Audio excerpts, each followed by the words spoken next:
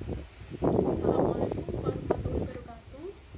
Halo semuanya, ketemu kembali bersama saya Nadia Suci Fauzul Azima dari Fakultas Teknik Departemen Teknik Lingkungan Universitas Diponegoro untuk melaksanakan program KKN yang kedua. Kita tidak bisa terhindar dari sampah. Seharinya kita memproduksi sampah. Oleh karena itu, alangkah baiknya dari rumah kita harus meminimalisir sampah yang ada dengan cara mengubah sampah menjadi barang yang berharga.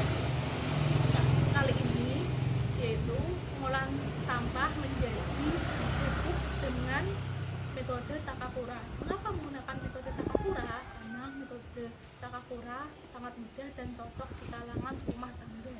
Nah, pengolahan sampah menjadi pupuk memiliki beberapa manfaat, yaitu mengurangi timbulan sampah di TPA maupun di TPS. Yang kedua yaitu mengurangi polusi udara, karena proses pengolahan sampah menjadi kompos akan mengurangi gas CO2 dan gas metana. Yang ketiga yaitu memberikan suburan pada tanaman. Nah, ini daun kering berasal dari tanaman sebagai bahan baku pembuatan kompos. Nah, kompos yang diolah selanjutnya yang sudah jadi digunakan untuk tanaman. Jadi dari tanaman untuk tanaman.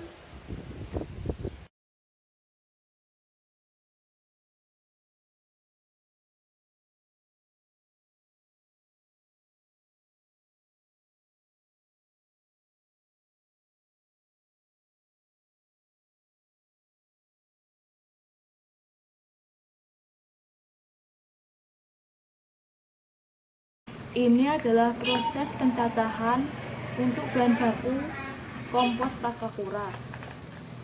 Sampah dapur dipotong atau dicacah 2-5 cm. Dan bahan yang digunakan untuk pembuatan kompos metode Takakura yaitu alatnya yaitu sekop. Bahan yang digunakan untuk pembuatan kompos Takakura yaitu keranjang beserta tutupnya, keranjang yang berlubang untuk mempermudah proses aerob, kardus untuk melindungi dalam dan juga melindungi dari gangguan serangga dan hewan lainnya, dan juga menjaga temperatur pada saat proses pembuatan kompos. Selanjutnya yaitu sekam untuk mempercepat pembusukan dan juga karena tekstur sekam yang berongga sehingga dapat menyerap air. Di sini saya menggunakan starter pupuk karena starter pupuk praktis. Ini adalah pupuk kandang. Starter bermacam-macam. Ada mold yaitu dari fermentasi ragi dan tape dari yang lainnya, dan juga ada startup E4. Selanjutnya bahan yang digunakan ini ada sisa sampah dapur, daun kering yang sudah dicacah. Ini sisa sampah dapur berasal dari ibu-ibu Kerapiak Barat yang saya kumpulkan, dan daun kering berasal dari halaman rumah. Dan yang terakhir yaitu ada jaring-jaring sebagai sekat antara sekam dan pupuk.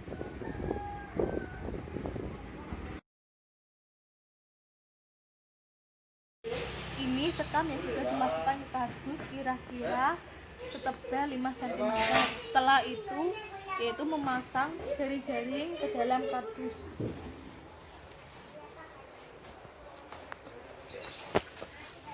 Sebagai pemisah antara sekam dan pupuk.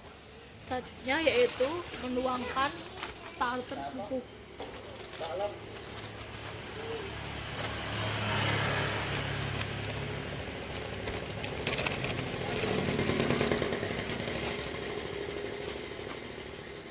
Kira-kira ini 5 cm. Ini bisa ditambahkan lagi.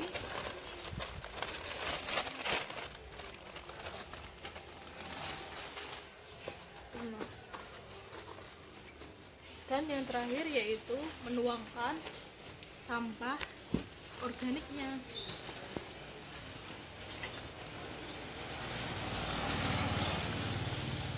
Patutlah.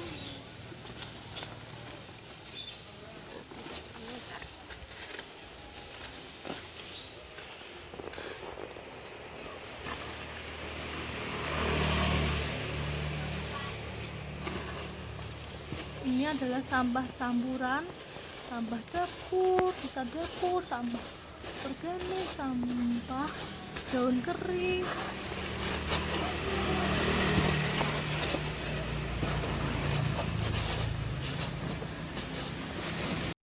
Seperti ini diaduk antara sampah organik dan pupuknya. Nah, selanjutnya tuangkan larutan air gula ini.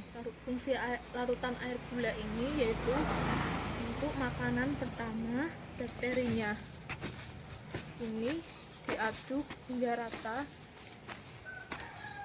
dan pastikan larutan air gula yang dituangkan jangan ngecembeng.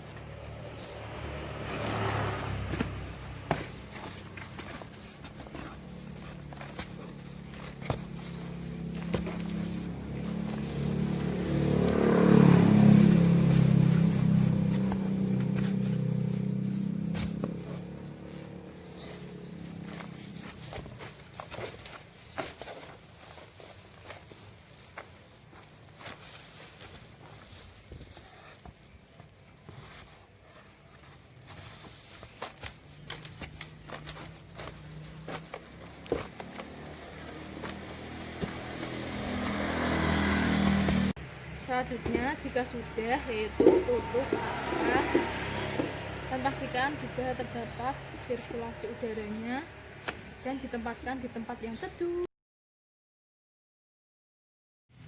Ini adalah gambaran dari kompos Takakura yang sudah jadi proses fermentasi selama 2 minggu dan teksturnya seperti tanah, berwarna kehitaman dan tidak berbau. Untuk menguji kualitas kompos Takakura bisa dilarutkan di air bersih. Ini saya larutkan di air aqua. Apabila kompos tenggelam berarti kompos sudah jadi. Namun jika kompos terapung maka belum menjadi kompos dan air akan tetap bersih. Apabila air berubah warna menjadi kecoklatan, artinya dalam kompos terdapat cairan hasil fermentasi anaerobik. Ini kompos Takakura yang sudah jadi akan saya gunakan untuk menanam. Ini sudah saya aplikasikan kompos Takakura di tanaman dan air dari pengujian dan komposnya bisa untuk menyiram.